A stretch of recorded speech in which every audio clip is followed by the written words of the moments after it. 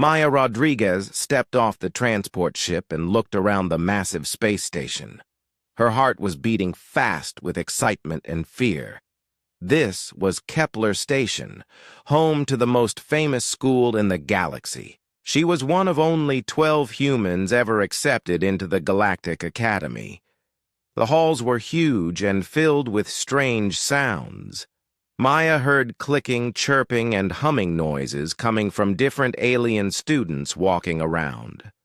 Some floated in the air, others moved on many legs, and a few looked almost like humans, but with different colored skin or extra arms.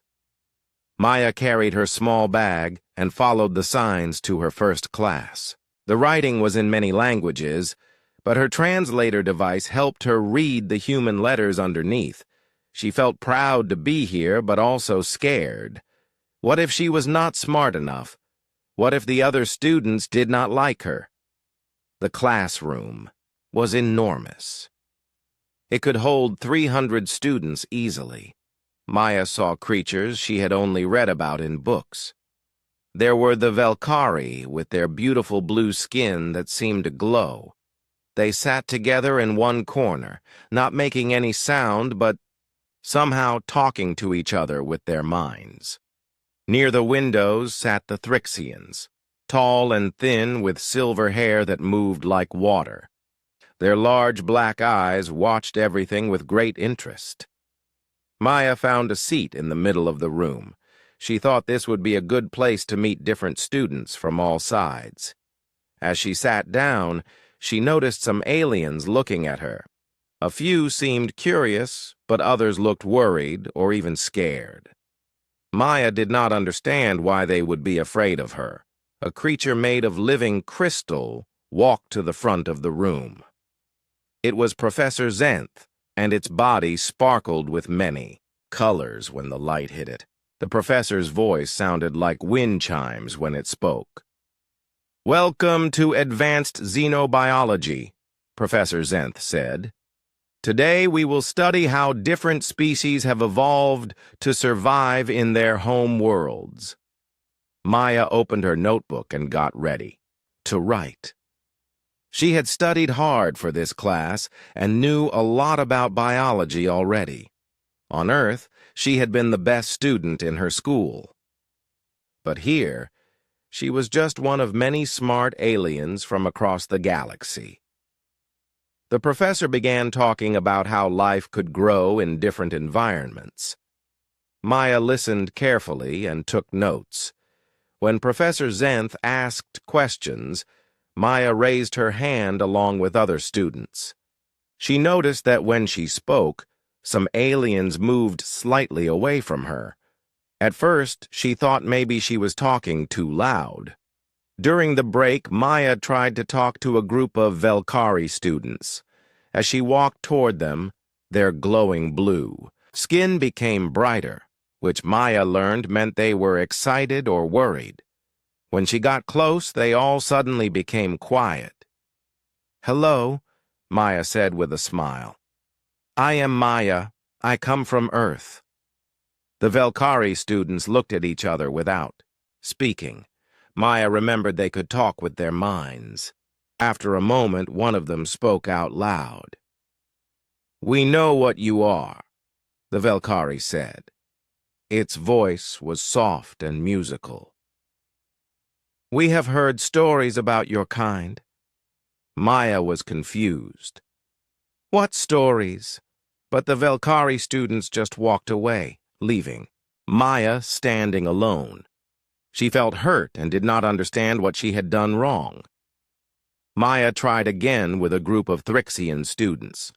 They were talking about the homework assignment in their own language. When Maya came close, they stopped talking and looked at her with their big black eyes. "Can I study with you?" Maya asked. "I think we could help each other learn." One of the Thrixians made a sound like singing. Its silver hair moved faster. "Perhaps it is better if we study separately," it said. "Our learning methods are very different from yours." Maya felt confused again. She had read that Thrixians were friendly and loved learning with others. Why were they being cold to her? The class continued with Professor Zenth showing pictures of different planets and the life that lived there. Maya was fascinated by a world where creatures lived in liquid methane, and another where beings were made of pure energy. She asked many questions and gave good answers when the professor called on her. But Maya began to notice something strange. Every time she spoke, some students in the room became very quiet. Others moved a little bit further away from her. By the end of class, there was empty space around her seat where other students had been sitting before. After class, Maya walked to the cafeteria. The food court had sections for different types of beings. Some areas had special air for creatures that breathed different gases. Other sections had food that would be poison to most species, but was healthy for others. Maya got her food from the human section and looked for a place to sit. She saw an empty table and sat down. Soon, a group of small, furry aliens called Pixions sat at the table next to her. They were chattering happily in high voices that sounded like birds singing. Maya listened to their conversation and smiled. She could understand them through her translator. They were talking about their homework and complaining about how hard the class was. Maya thought about joining their conversation. "Excuse me," Maya said to the Pixions. "I could not help but hear you talking about the homework. I think I understand the answer to question 5, if you want help." The Pixians stopped talking and looked at her. Their big ears moved back against their heads, and their fluffy tails stopped moving. After a moment, they picked up their food and moved to a table on the other side of the cafeteria. Maya sat alone, eating her food and feeling very confused. She had been friendly and polite. She had offered to help. Why did everyone keep moving? Away from her? As Maya finished her meal, she watched the other students. They all seemed happy talking and laughing with members of their own species. Some were even making friends with other aliens. But whenever any of them looked at Maya, they quickly looked away. Maya went back to her room that night feeling lonely and sad. She had dreamed of making friends with aliens and learning about their cultures. Instead, she was being avoided by everyone. She looked at herself in the mirror and wondered what was wrong with her. Outside her window, the stars looked very far away. Earth seemed even further. Maya had worked so hard to get accepted to this school. She had studied for years and passed difficult tests. Her family was so proud of her. But now she felt like maybe she had made a mistake coming here. Maya decided that tomorrow she would try harder to be friendly. Maybe the other students just needed time to get used to having a human around. She did not know that her problems were much bigger than she thought. The second week at Kepler Station started with Maya feeling hopeful. She had spent the weekend reading about different alien cultures and learning basic greetings in several languages. Maya thought that maybe if she showed respect for their customs, the other students would be more friendly to her. On Monday morning, Maya walked into the xenobiology classroom early. She wanted to try talking to her classmates before Professor Zenth arrived. She saw a group of Aquarian students near the front. The Aquarians looked like tall, elegant humans, but with gills on their necks and webbed fingers. Maya had read that. They were very peaceful and loved art and music. "Good morning," Maya said in their language, which sounded like water flowing. She had practiced the words many times. The Aquarians turned to look at her. Their gill slits opened and closed quickly, which Maya knew meant they were surprised or nervous. One of them answered in basic galactic language. "Morning greetings to you," the Aquarian said. Its voice was soft and watery. "You speak our words well." Maya smiled. Thank you. I studied your language because I think your culture is very interesting. I would love to learn more about your home world. The Aquarians looked at each other. Maya noticed their gills were moving faster now. After a moment, they began gathering their books. We must go prepare for class now, one of them said. They walked away quickly, even though there was still 20 minutes before class started. Maya felt hurt but tried not to show it.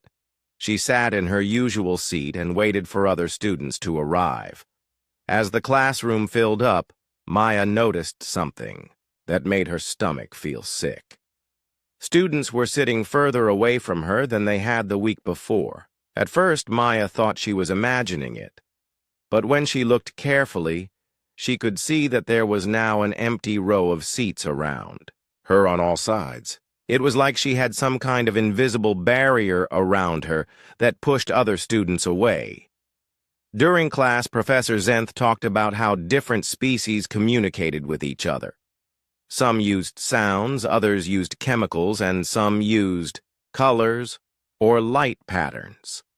Maya found it fascinating and took careful notes. She raised her hand to ask a question about how humans fit into these communication categories. When Maya spoke, she noticed that several alien students near her moved, their chairs slightly further away. A Goliathan student, who was as big as 3 humans, actually got up and moved to a seat on the other side of the room. Maya tried to ignore it and focus on the lesson. After class, Maya decided to try a different approach. Instead of approaching groups, she would wait for someone to approach her. She sat in the library and worked on her homework, hoping that another student might ask to study together. The library was huge and had sections for different types of beings. Maya sat in the general area where any species could work. She spread her books out and started reading about the genetic differences between carbon-based and silicon-based life forms. A small creature with many eyes and tentacles sat at a table near Maya. It was a Neptunian, and Maya knew they were very intelligent and loved solving puzzles. The Neptunian seemed to be working on the same assignment as Maya. Maya watched the creature struggle with a difficult equation. She knew the answer and wanted to help. After thinking for a few minutes, Maya decided to try a very gentle approach. Maya wrote the answer on a piece of paper and placed it where the Neptunian could see it. She did not say anything or move toward the creature. She just left the paper there and continued with her own work. The Neptunian looked at the paper with several of its eyes. It studied the answer, and Maya could see understanding cross its face. The creature looked at Maya with all of its eyes at once, which was how Neptunian said thank you. But then something strange happened. The Neptunian quickly packed up all of its books and moved to a different floor of the library. Maya was left alone again, feeling more confused than ever. At lunch that day, Maya noticed the pattern was getting worse. She walked into the cafeteria and saw that conversations stopped when students saw her coming. Tables that had been full suddenly had empty seats when she walked by. Maya got her food and sat at an empty table. As Maya ate, she watched the social patterns of the other students. She was good at observing behavior because humans were naturally social creatures. What she saw made her realize that her problem was bigger than just being new. The alien students were not just avoiding her randomly. They were actively warning each other about her. Maya saw a crystalline being pointed at her while talking to a group of gas-form creatures. She watched a feline alien make a gesture that meant danger when Maya walked past its table. Maya's universal translator was picking up fragments of conversations in different languages. Most of the words were being said too quietly for her to hear clearly. But she caught a few words that made her heart sink. Dangerous, unpredictable, violent species. That afternoon, Maya had her first lab class. Students were supposed to work in pairs to study samples of alien plant life. Maya hoped that being forced to work together might help her make a friend. Professor Zenth announced the lab partners. Maya was paired with a Keth named Vrix. The Keth were insect-like creatures that breathed methane and wore special suits to survive in oxygen environments. Maya had read that they were very logical and fair. Vrix walked over to Maya's lab station. Through its breathing mask, Maya could see compound eyes that reflected light in beautiful patterns. The Keth was carrying the equipment they would need for their experiment. "Hello, Vrix," Maya said. "I am excited to work with you. I have read about Keth scientific methods and they are very impressive." Vrix set down the equipment but did not come very close to Maya. "Human Maya," it said through its translator. "We will complete this assignment efficiently." Maya tried to make conversation while they worked. She asked Vrix about its home world and its studies. Vrix answered her questions, but kept their responses very short. Maya noticed that Vrix was careful never to touch the same piece of equipment that Maya had just been using. They were studying a plant that changed colors based on the chemical composition of its environment. Maya and Vrix had to test how the plant reacted to different substances. Maya was careful to be gentle with the plant and followed all the safety procedures exactly. But Maya noticed that Vrix was watching her very carefully. Every time Maya picked up a tool or moved to get a sample, Vrix's compound eyes followed her movements. It was like Vrix was expecting Maya to do something dangerous or violent. The experiment went well, and they got good results. Maya was proud of their work and hoped that Vrix might want to be lab partners again. But at the end of class, Vrix packed up its equipment quickly and left without saying goodbye. That evening, Maya went to her room and tried to understand what was happening. She reviewed everything she had done and said during her 2 weeks at the academy. Maya could not think of anything that would make other students afraid of her. Maya decided to send a message to her family on Earth. She wanted to ask for advice, but she also did not want to worry them. She told them that school was challenging and that she was learning a lot. She did not mention that she had not made any friends yet. As Maya got ready for bed, she looked out her window at the stars.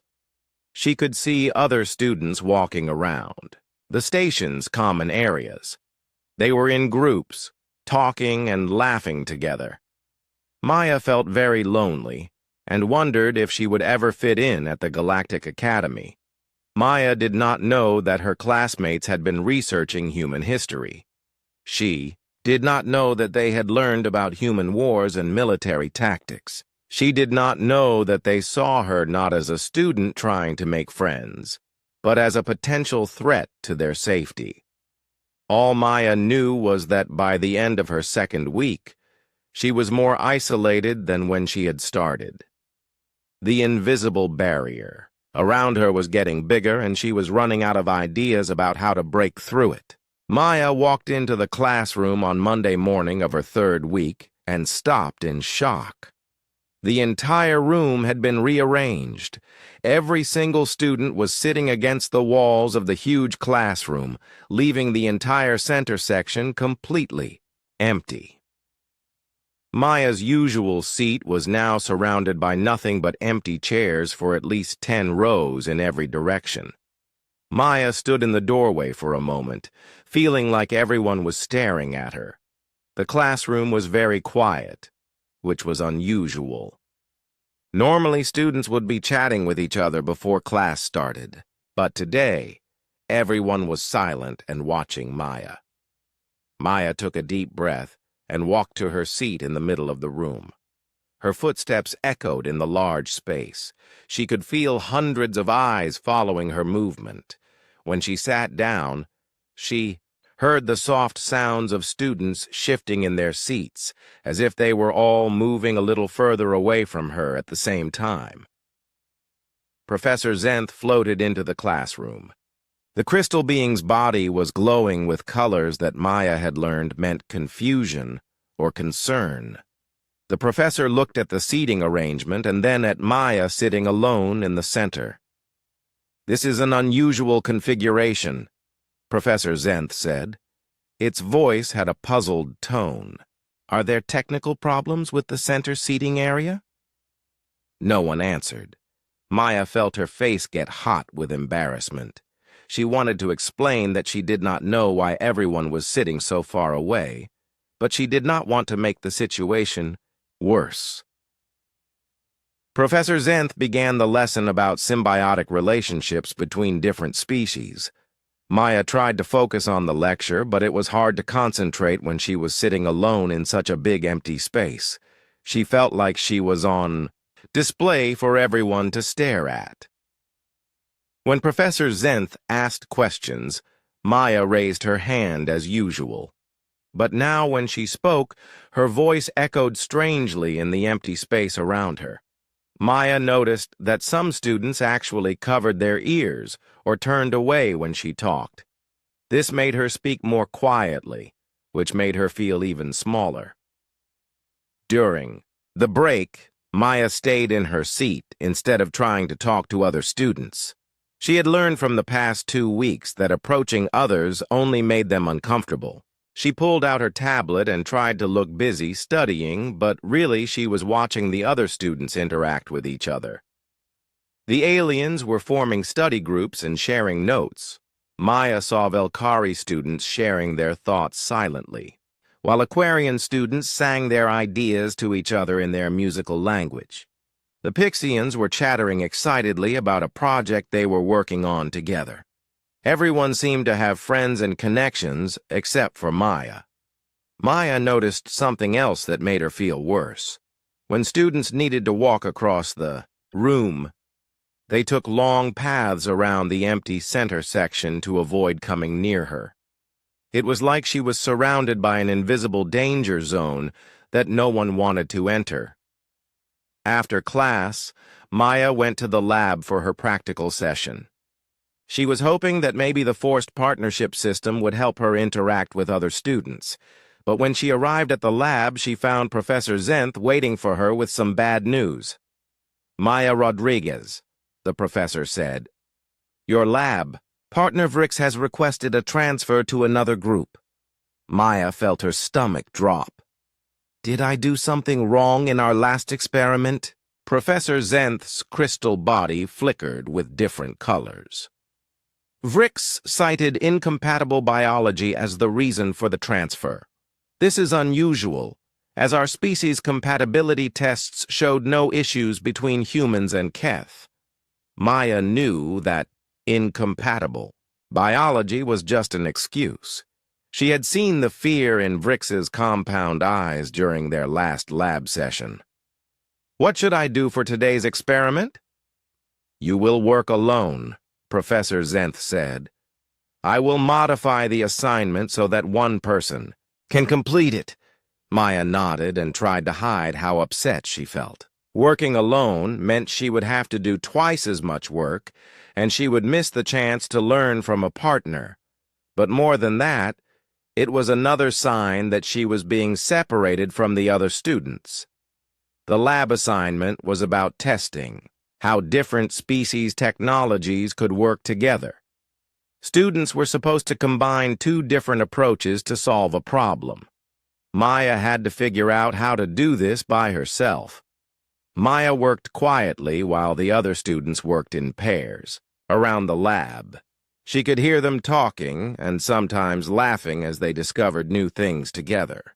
Maya tried not to listen because it made her feel lonely, but the lab was not very big and sound carried easily. Maya was good at the technical work, and she managed to complete the assignment successfully. But when she looked at her results, she felt sad instead of proud. The whole point of the exercise was to learn how different species could cooperate. Working alone meant she had missed the real lesson. At lunch, Maya's isolation became even more obvious. When she walked into the cafeteria, she noticed that students were actually timing their movements to avoid being near her. She saw a group of crystalline beings wait by the door until she had passed before they entered.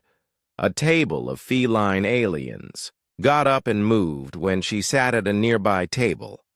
Maya ate her lunch quickly and left the cafeteria early. She did not want to make other students uncomfortable, and she was tired of feeling like a walking danger sign.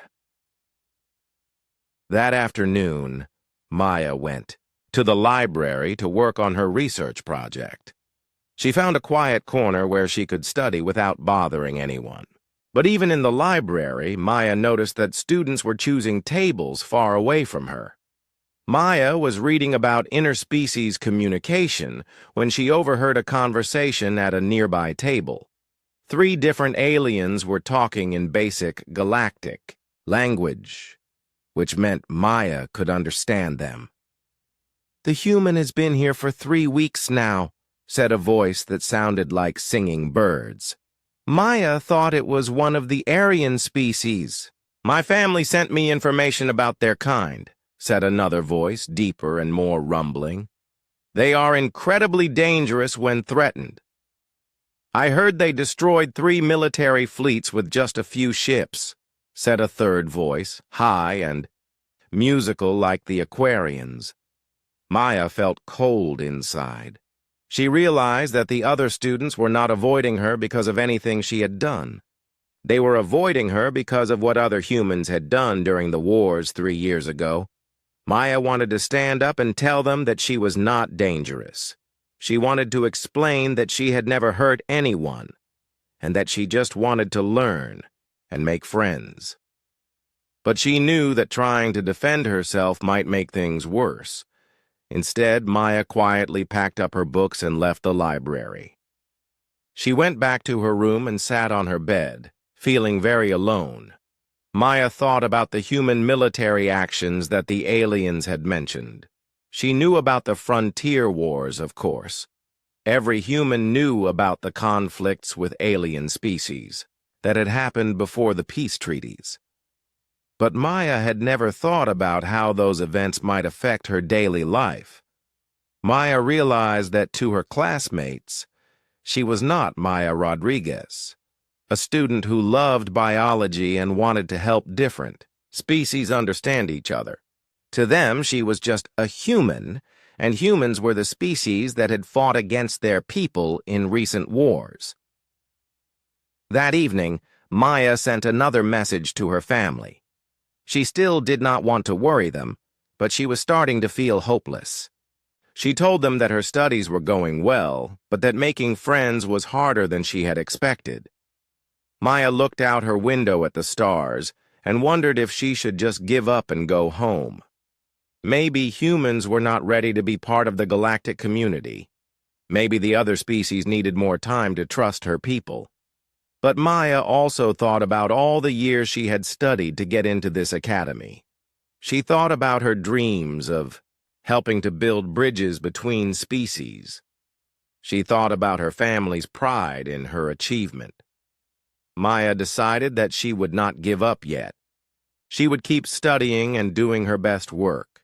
Maybe eventually, the other students would see that she was not dangerous. Maybe they would realize that not all humans were the same as the soldiers they had fought against. Maya did not know that. Tomorrow would bring a crisis that would change everything. She did not know that she would soon have a chance to show her classmates who she really was. All Maya knew was that she felt more alone than ever, sitting in the middle of an empty circle that grew bigger every day. Maya was walking back to her room after dinner when she heard voices coming from an empty classroom. The door was slightly open, and she could see the glow of holographic displays inside. Maya was not trying to spy on anyone, but she heard her own species mentioned and stopped to listen.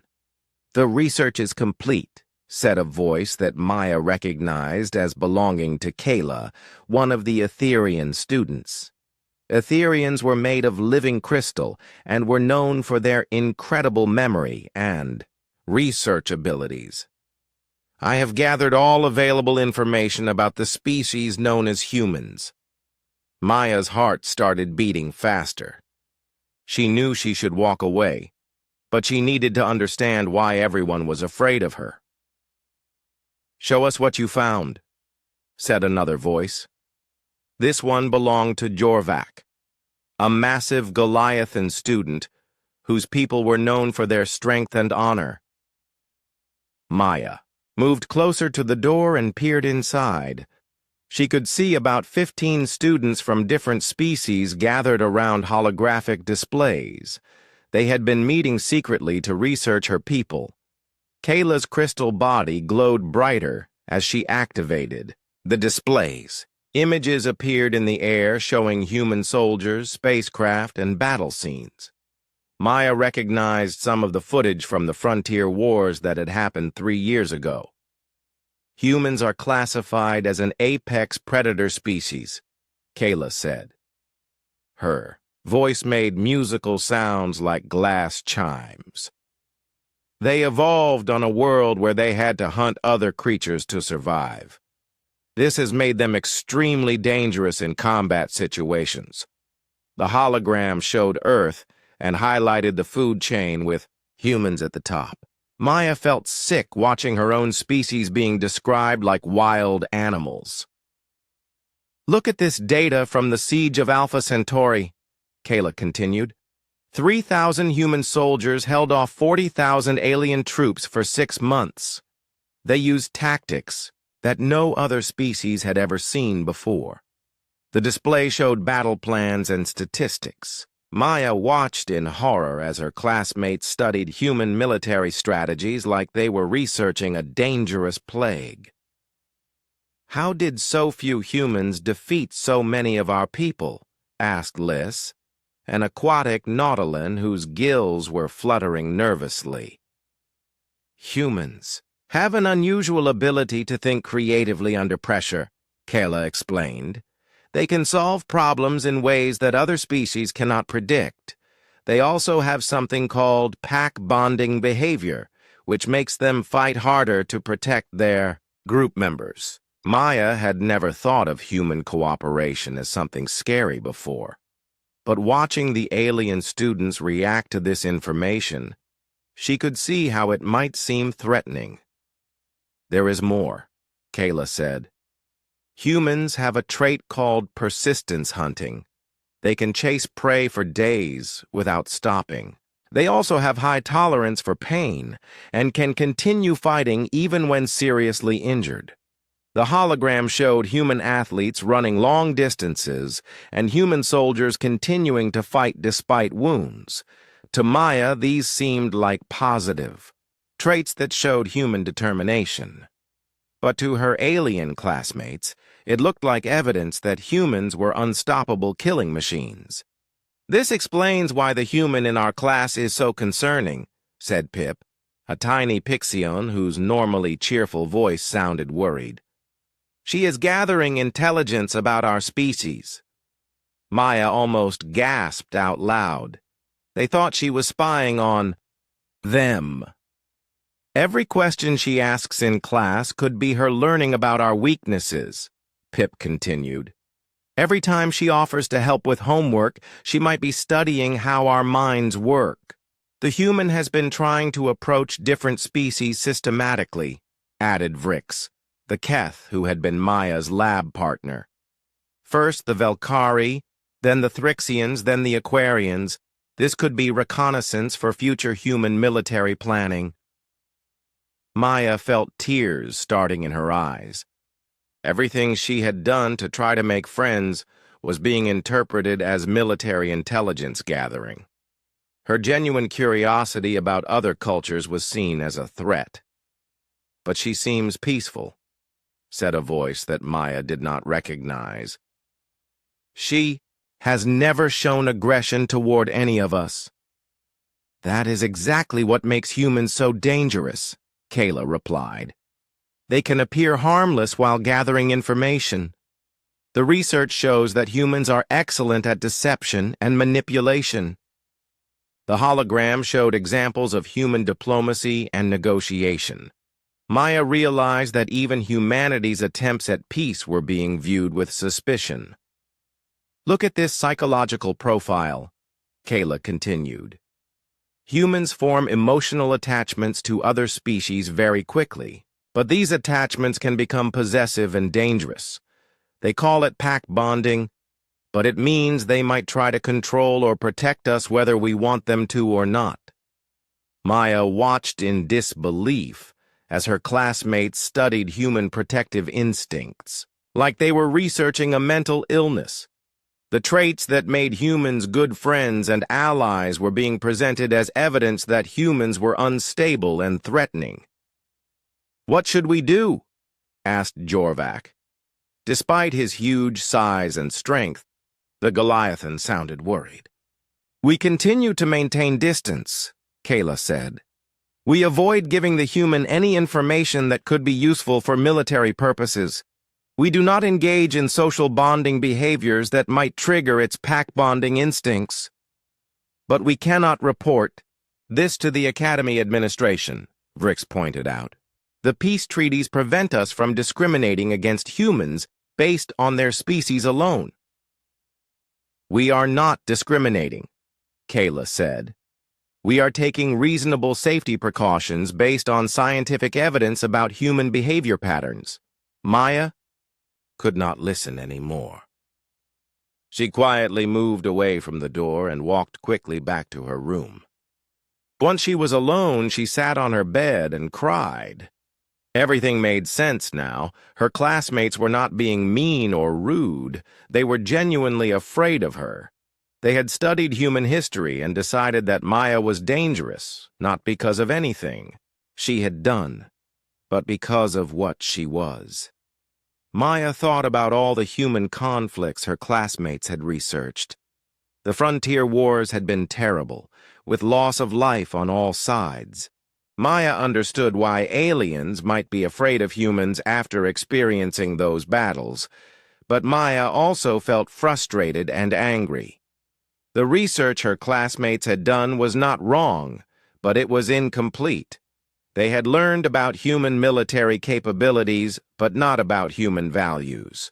They knew about human strength, but not about human compassion. Maya realized that humans did have pack-bonding behavior, but it was not dangerous the way her classmates thought. Humans formed protective relationships with others, including aliens.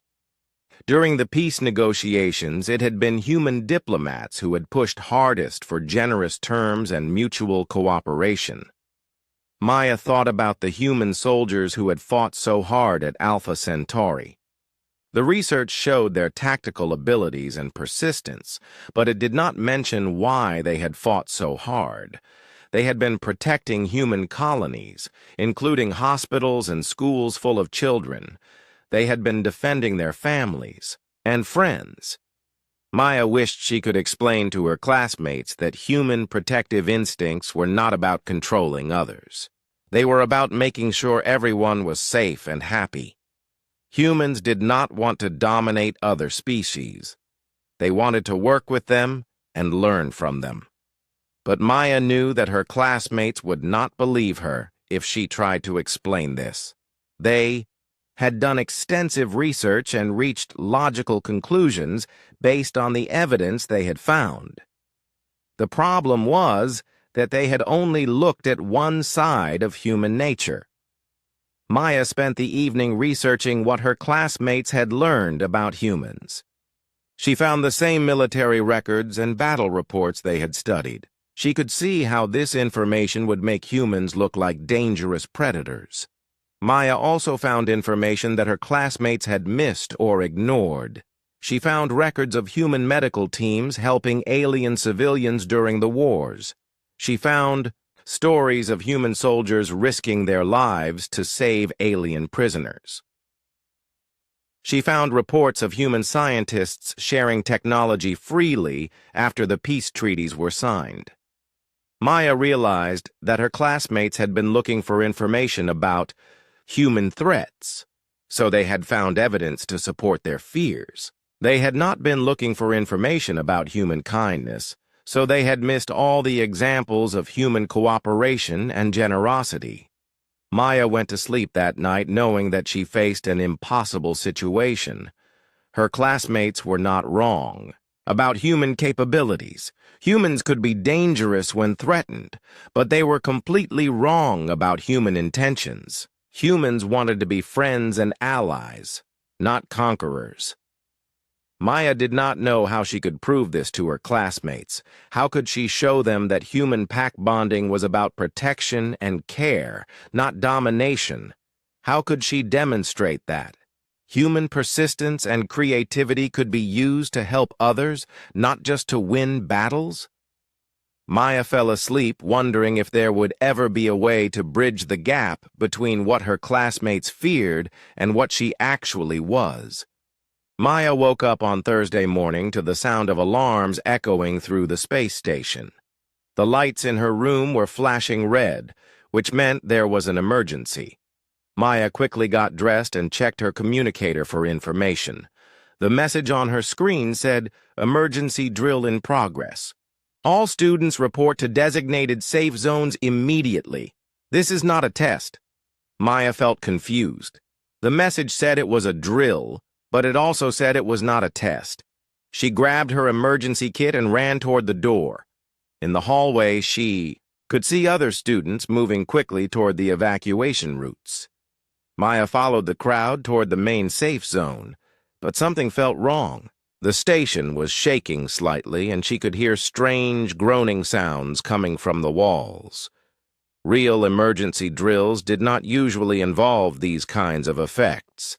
As Maya moved through the corridors, she noticed that the gravity felt different. Sometimes she felt heavier than normal, and sometimes she felt lighter. This was definitely not part of a regular drill. Maya reached the main safe zone, which was a large area near the center of the station. Hundreds of students from all species were gathered there, looking worried and confused. Maya could see Professor Zenth and other teachers trying to maintain order. "Attention all students," Professor Zenth announced. Its crystal body was glowing, bright red with stress. "We are experiencing malfunctions in the station's gravity generation system. This is a real emergency, not a drill. Please remain calm and stay in the safe zone." Maya felt her stomach drop. Gravity generator failures were extremely dangerous on space stations. If the gravity became too strong, it could crush people. If it became too weak, people and objects could float into dangerous areas. The station shook again, and Maya felt the gravity change suddenly. For a moment, she felt twice as heavy as normal, and then she felt like she was floating. Around her, students were crying out in fear as they struggled to keep their balance. "The gravity generators are creating dangerous fields throughout the station," Professor Zenth continued. "Engineering teams are working to fix the problem, but it may take several hours. No one may leave this safe zone until the situation is resolved." Maya looked around at her fellow students. The aliens were clearly terrified. Many species had evolved on worlds with very specific gravity levels, and sudden changes could be harmful or even deadly to them. The Etherian students, whose crystal bodies were very fragile, were huddled together in fear. The aquatic Nautilan. Students were having trouble breathing when the gravity changed. Maya felt the urge to help, but she knew that none of the other students would accept assistance from her. She stood alone in a corner of the safe zone, watching the chaos around her. After about an hour, a new alarm started sounding. This one was different from the first alarm, with a more urgent tone. Professor Zenth received a message on its communicator, and its crystal body turned an even deeper shade of red. "We have a serious problem," Professor Zenth announced. A section of the academic wing has collapsed due to gravitational stress. Several students are trapped in the library. Rescue teams cannot reach them because the gravity fields in that area are too dangerous for most species. Maya felt her heart racing. Students were in danger, and the rescue teams could not help them. She thought about her classmates who might be trapped, possibly injured and scared. The collapsed area has crushing gravity in some places and zero gravity in others, Professor Zenth continued. The rescue team's equipment cannot function properly in these conditions. We are working on alternative solutions, but it may take many hours. Maya listened to the details of the situation and realized something important. The rescue teams could not work in the dangerous gravity fields because most alien species could not handle the extreme conditions. But humans had evolved on a world with strong gravity, and their bodies were much more adaptable. Maya had grown up on Earth, where the gravity was stronger than the standard galactic level used on most space stations. Her bones were denser and her muscles were stronger than most aliens. She might be able to move through areas that would crush or disorient other species. Maya also thought about human problem-solving abilities. Her classmates had researched this trait as if it were dangerous, but right now it might be exactly what was needed. Humans were good at improvising solutions with limited resources. Maya stood up and walked toward Professor Zenth. The other students moved away from her as usual, but Maya ignored their reactions. She had something important to say. "Professor Zenth," Maya said, "I might be able to help with the rescue." The crystal being looked at Maya with surprise. Around them, conversations stopped as other students listened to what Maya was saying. "The gravity conditions are too dangerous for students," Professor Zenth replied. "Even the rescue teams are having difficulty." "But I am human," Maya said. "My body can handle higher gravity than most species. I might be able to reach the trapped students where others cannot." Maya could hear surprised murmurs from the alien students around her. Some sounded shocked that she would volunteer for such a dangerous mission. Others sounded suspicious, as if this might be some kind of human military tactic. Professor Zenth's body flickered through several colors as it considered Maya's offer. "This would be extremely dangerous," the professor said. "The gravity fields are unpredictable. You could be seriously injured or killed." "But if I do not try, the trapped students might die," Maya replied. "I have studied the station's layout, and I think I know a path that might work." Maya pulled out her tablet and showed Professor Zenth a map of the station. She had been exploring the station during her lonely hours and had learned its structure well. She pointed out a route that might avoid the worst gravity anomalies. "I could use the maintenance tunnels to get close to the library," Maya explained. "Then I could use emergency equipment from the engineering lockers to create a temporary path through the debris." Professor Zenth studied Maya's proposed route. Other professors gathered around to look at the plan. Maya could see them discussing the possibilities in their various languages. "This route might work," Professor Zenth said finally, "but it would require someone with exceptional physical strength and adaptability.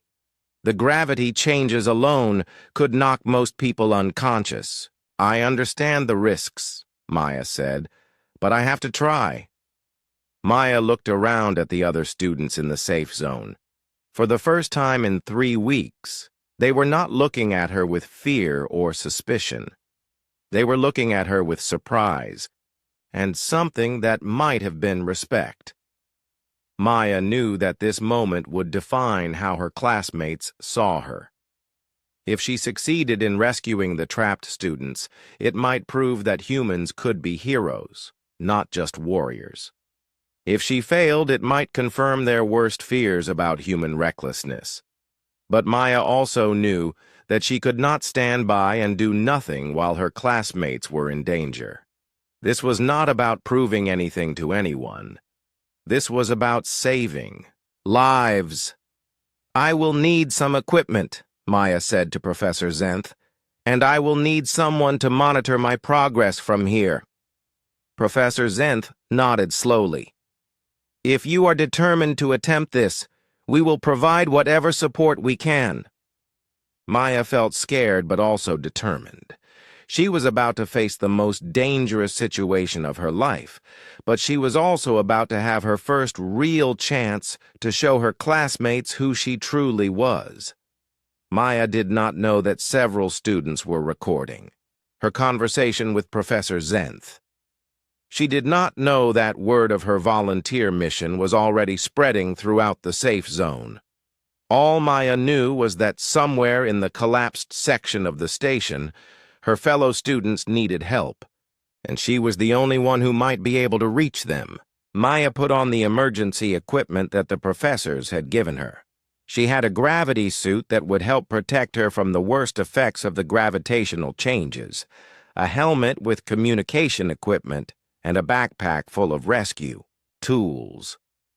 The equipment felt heavy, but Maya knew it might save her life.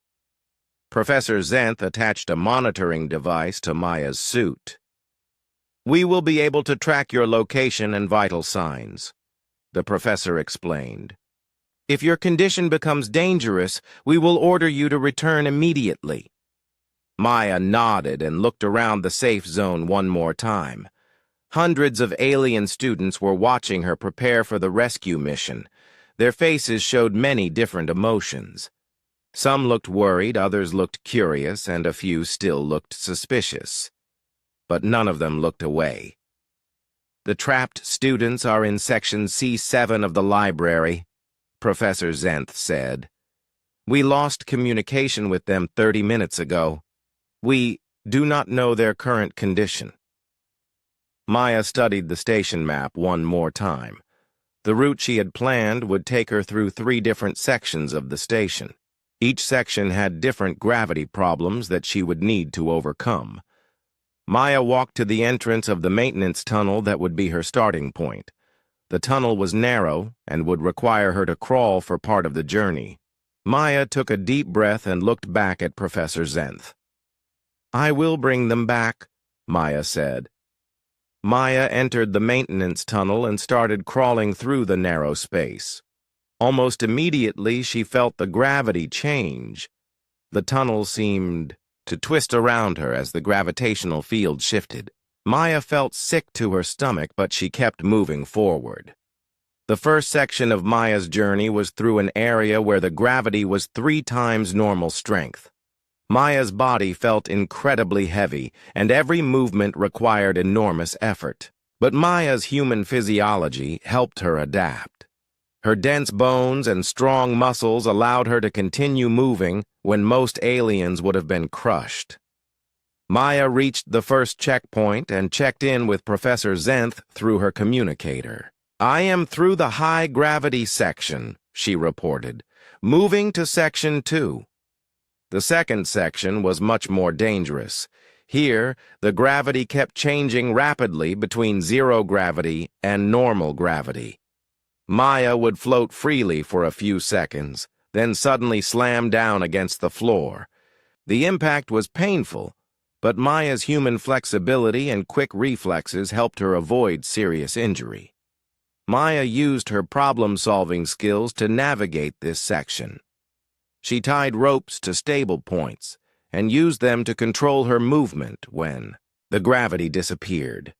When the gravity returned, she rolled with the impact instead of fighting it. These were techniques that came naturally to humans, but would have been difficult for most alien species to learn quickly.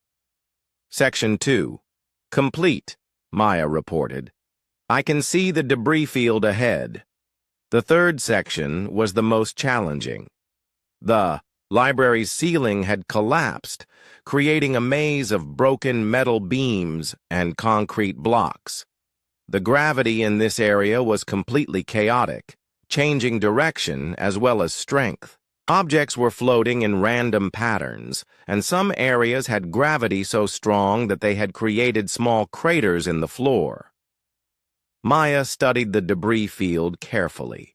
She could see a path through the wreckage, but it would require her to climb, jump, and squeeze through very tight spaces. Maya also realized that some of the floating debris could become deadly projectiles if the gravity changed suddenly. Maya started moving through the debris field, using her human agility and spatial reasoning to navigate the dangerous terrain. Several times she had to grab onto floating objects and use them as stepping stones. When gravity suddenly increased, she used her strength to pull herself under solid cover. Halfway through the debris field, Maya heard something that made her heart race. It was a weak voice calling for help. Maya followed the sound and found a small opening in the wreckage that led to a pocket where the library's study area had been. Maya squeezed through the opening and found herself in a space about the size of a small room. The gravity here was stable, but very weak, causing everything to float slowly around the area. Maya could see 4 alien students trapped in this space, and all of them looked injured or sick. The first student Maya saw was Kayla, the Etherian who had been researching human military capabilities. Kayla's crystal body was cracked in several places, and she was barely conscious. Maya knew that Etherians were extremely fragile, and that Kayla's injuries could be fatal if not treated quickly. Near Kayla was Yorvak, the massive Goliathan student. Despite his size and strength, Yorvak was completely helpless in the weak gravity environment. His species had evolved on a high-gravity world, and he could not function properly when he weighed almost nothing. Yorvak was floating unconsciously near the ceiling. Maya also found Liss, the aquatic nautilan whose breathing apparatus had been damaged during the collapse. The device that supplied water to her gills was leaking, and she was struggling to breathe. Maya could see that Liss was in immediate danger of suffocation. The fourth trapped student was Pip, the tiny Pixian who had spoken about Maya during the secret research meeting. Pip appeared to be unconscious and was floating limply in the center of the space. Maya quickly assessed the situation. All 4 students needed immediate medical attention, but she could not treat them properly in this unstable environment. She needed to get them back to the safe zone as quickly as possible. Maya opened her backpack and pulled out emergency medical supplies. She had studied alien physiology as part of her xenobiology course, and she knew basic first aid for different species. Maya started with Liss because her breathing problem was the most urgent. Maya used emergency sealant to repair the leak in Liss's breathing apparatus. She also attached a backup air supply that she had brought in her equipment pack. Liss's gills began working properly again, and she opened her eyes with relief. Next, Maya treated Kayla's injuries. Maya used medical tape to stabilize the cracks in Kayla's crystal body. She also gave Kayla a pain medication that was safe for Etherian biology. Kayla's consciousness improved, and she was able to speak weakly. "Why are you helping us?" Kayla asked. "We have been avoiding you and researching your species as a threat." Maya paused in her work and looked at Kayla.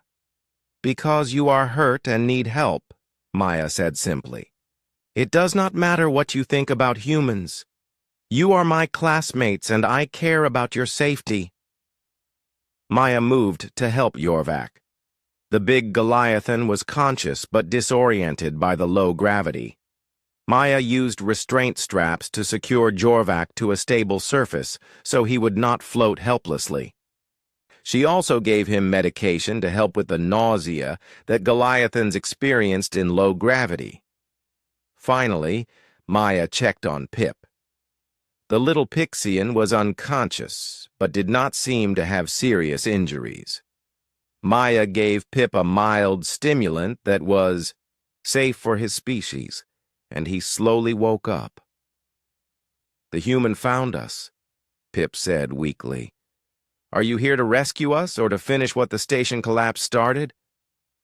Maya felt sad that Pip still thought she might hurt them, but she answered gently, "I am here to take you home safely." Maya helped each student prepare for the journey back through the debris field. She used ropes and harnesses to connect all 4 aliens to herself so that none of them would get lost in the chaotic gravity fields. "This is going to be difficult and scary," Maya told them, "but I will not let anything happen to you.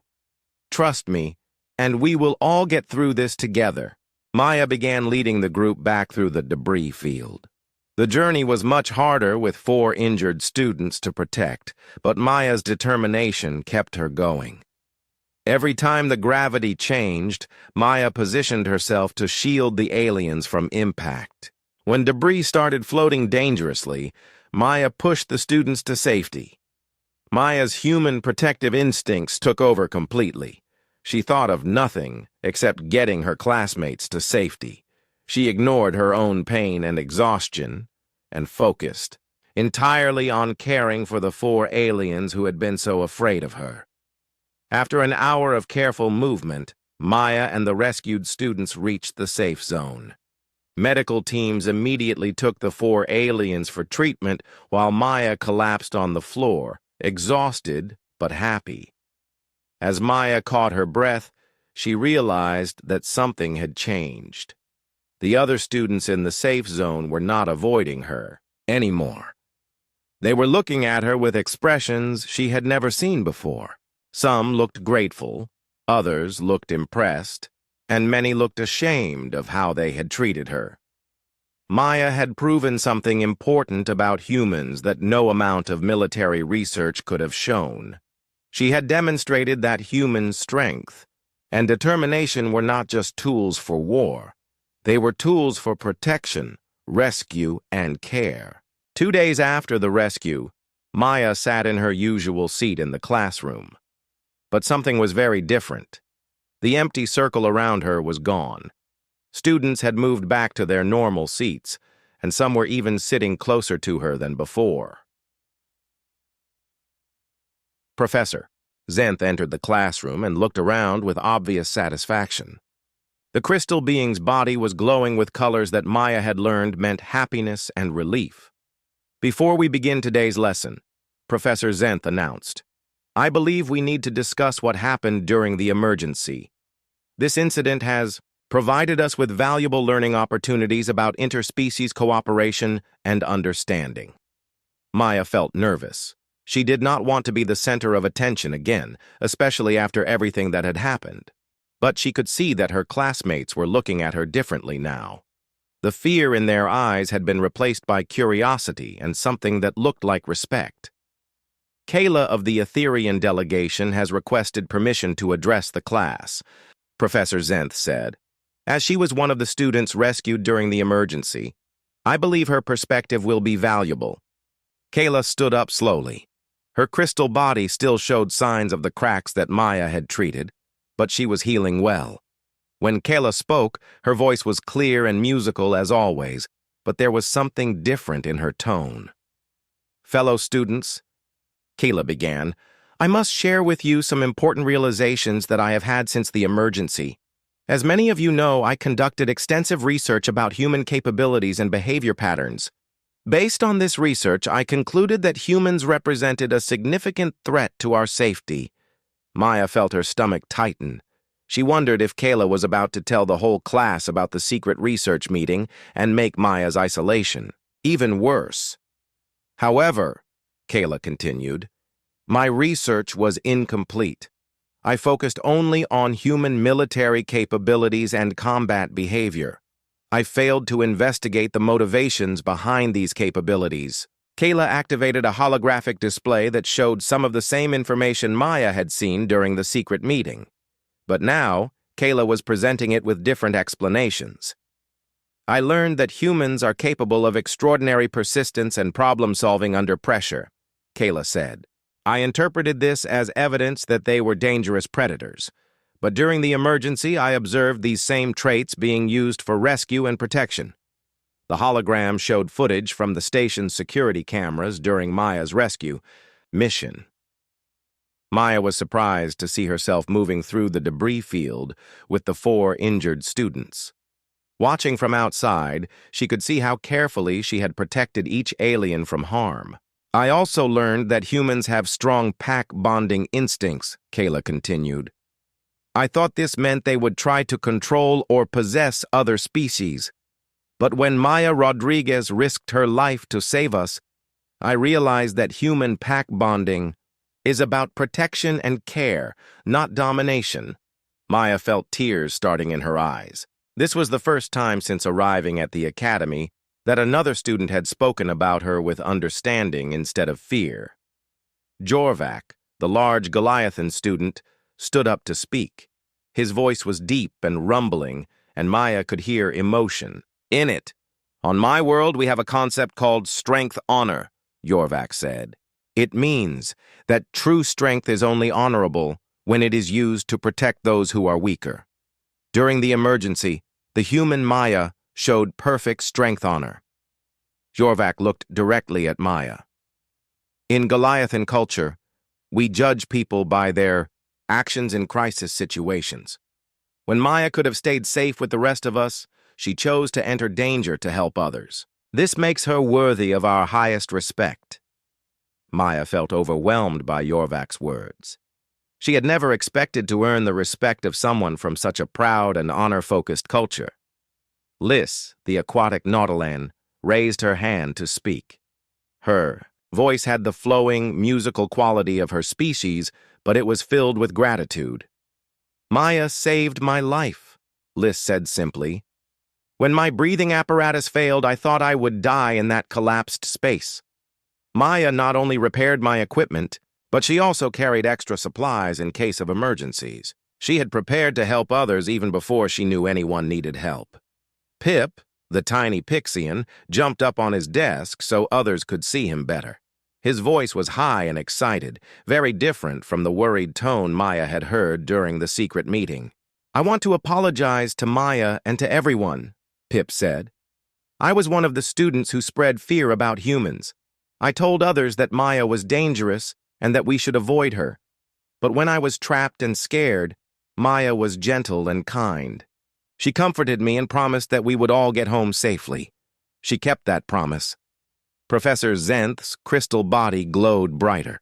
These testimonies illustrate an important scientific principle, the professor said. Incomplete data leads to incorrect conclusions. The research about human capabilities was accurate, but it did not include information about human values and motivations. The professor activated another holographic display. This one showed new information about humans that had not been included in the original research. Further investigation reveals that human military effectiveness comes from their instinct to protect their communities, Professor Zenth explained. Humans fight fiercely because they are defending others, not because they enjoy violence. The display showed examples of human peacekeeping forces, medical aid teams, and disaster relief efforts throughout the galaxy. Maya had never seen this information compiled together before, and she felt proud of her species' contributions to galactic civilization. Human pack-bonding behavior extends beyond their own species, Professor Zenth continued. Historical records show numerous examples of humans forming protective relationships with alien individuals and communities. Maya saw footage of human volunteers working with alien refugees, human doctors treating alien patients, and human engineers helping to rebuild war-damaged alien colonies.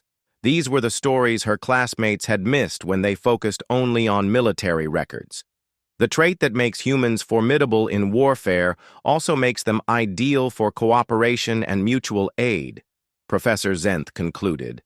Their protective instincts, problem-solving abilities, and persistence are valuable assets for any multi-species community. A Velkari student raised her hand to speak. Maya recognized her as one of the telepathic aliens who had avoided her in the first week. "I can sense emotions and intentions through telepathy," the Velkari said. "When Maya first tried to approach our group, I felt only curiosity and friendly interest from her mind. But I was too afraid to trust what I sensed. I let fear override my natural abilities." The Velkari looked at Maya with her large, expressive eyes. Maya's emotional patterns during the rescue were unlike anything I have ever encountered. She felt no anger, no desire for dominance, no selfish motivation. She experienced only concern for our safety and determination to help us. This is why humans can be trusted. Maya felt a warm feeling spreading through her chest. For the first time since arriving at the academy, she felt like she belonged. Vrix, the Keth student who had been her lab partner, spoke up next. "I request permission to work with Maya again," Vrix said through its translator. "I believe our combined approaches to problem-solving could produce excellent results." Several other students also raised their hands to volunteer for future projects with Maya. Maya could hardly believe the change that had happened in just a few days. Professor Zenth looked around the classroom with satisfaction.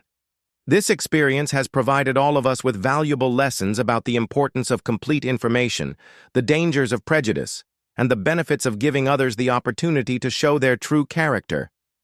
The professor looked directly at Maya.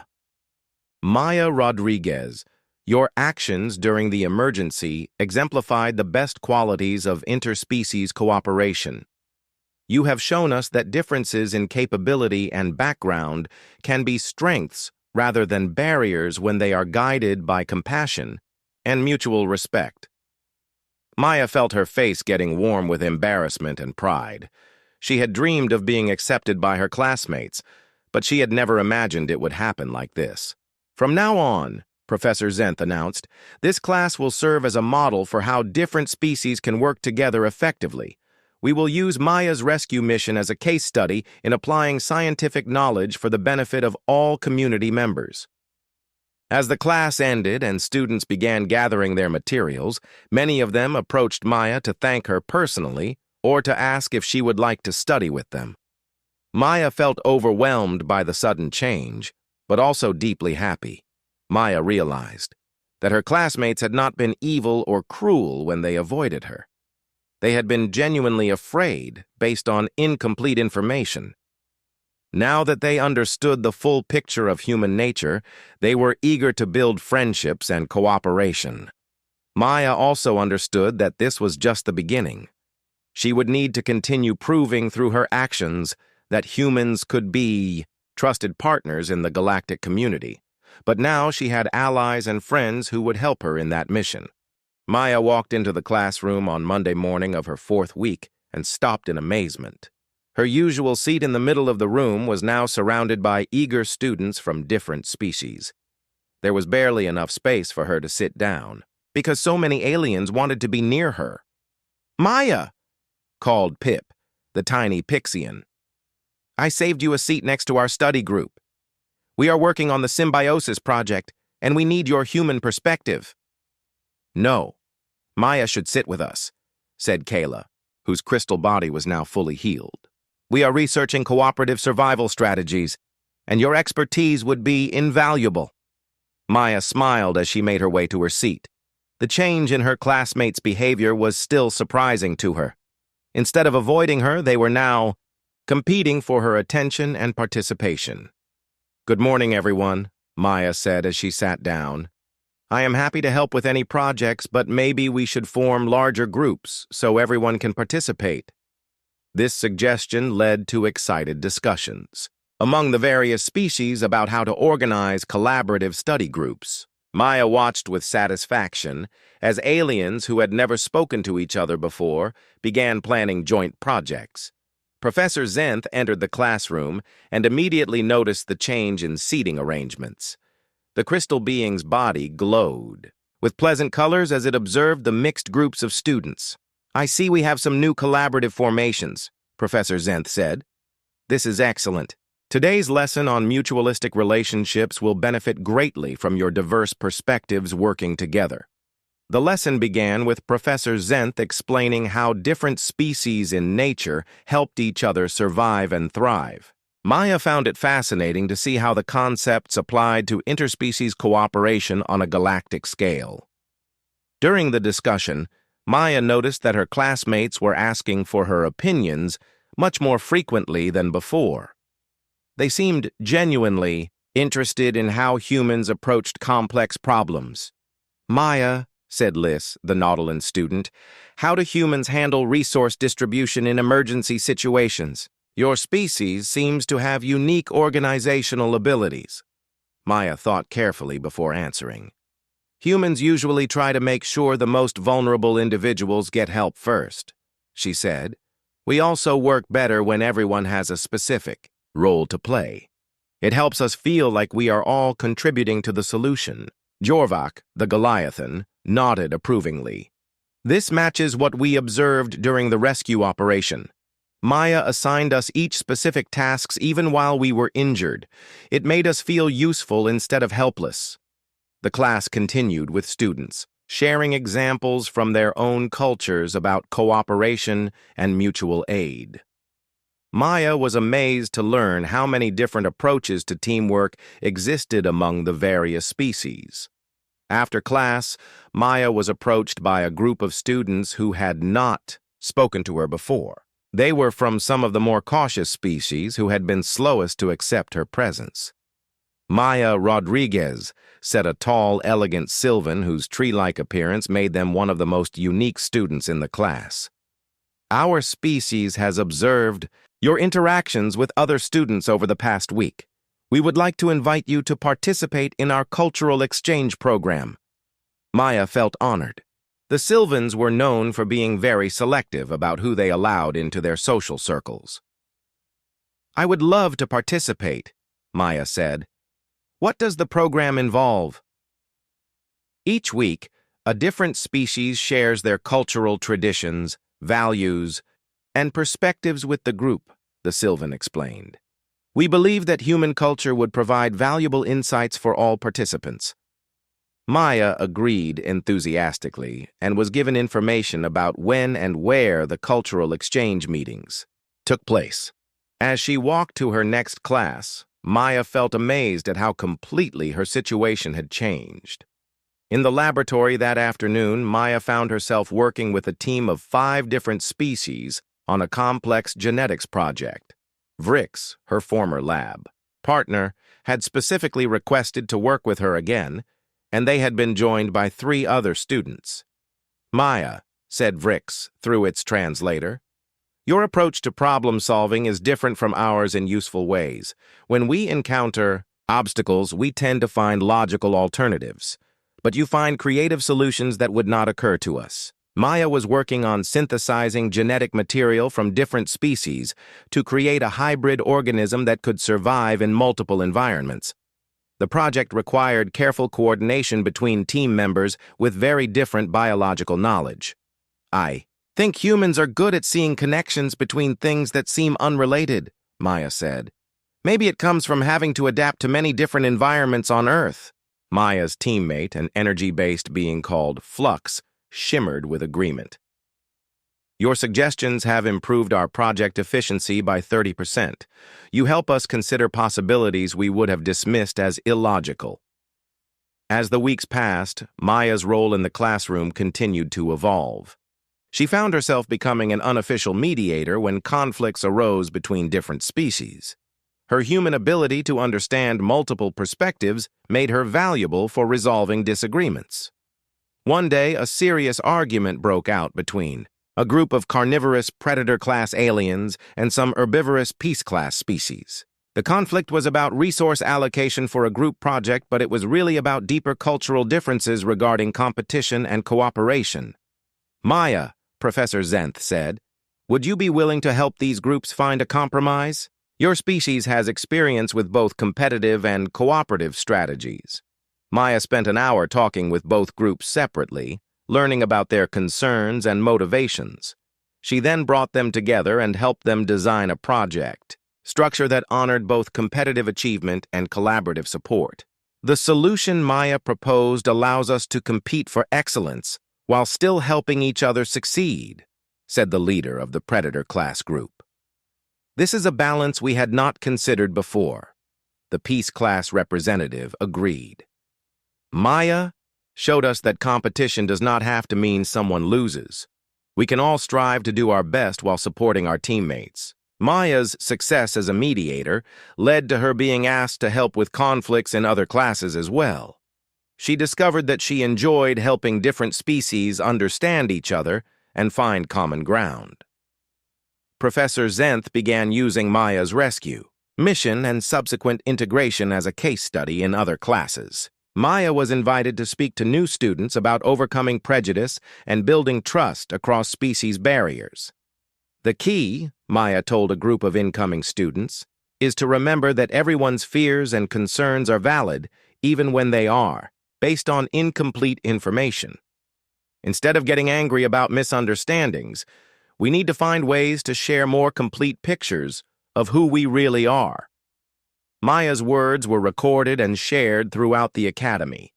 She began receiving messages from human students at other schools who had heard about her experiences. Many of them were facing similar challenges with acceptance and integration.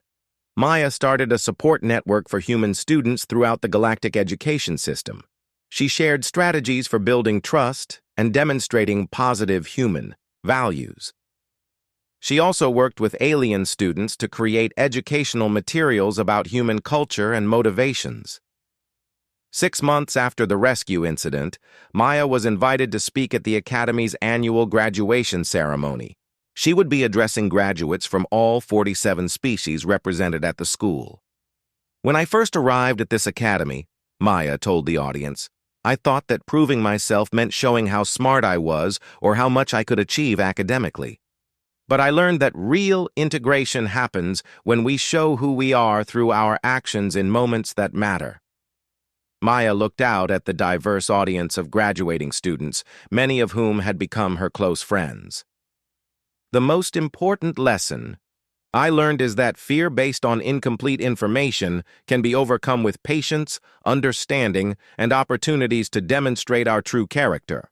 The graduation ceremony concluded with Maya receiving the Academy's first-ever Interspecies Harmony Award. The award was created specifically to recognize her contributions to building bridges between human and alien communities. As Maya accepted the award, she reflected on how much had changed since her first lonely weeks at the Academy. The isolation and fear that had once surrounded her had been replaced by friendship, respect, and genuine cooperation. Maya's former seat in the middle of the classroom had become a symbol of integration and acceptance. New human students were now welcomed eagerly by alien classmates who had learned to appreciate human perspectives and capabilities. Professor Zenth approached Maya after the ceremony. Your presence here has changed this institution for the better, the crystal being said. You have shown us that diversity of thought and ability makes all of us stronger. Maya looked around at her classmates, who were celebrating together regardless of their species or home worlds. She had achieved her dream of helping to build bridges between different peoples, but in ways she had never imagined when she first arrived. Maya realized that her story was just beginning. She would graduate soon and move on to advanced studies, or a career in interspecies relations. But the foundation of trust and understanding she had helped build at the Academy would continue to grow and spread throughout the galaxy. The girl who had once sat alone in an empty circle was now at the center of a community that celebrated difference.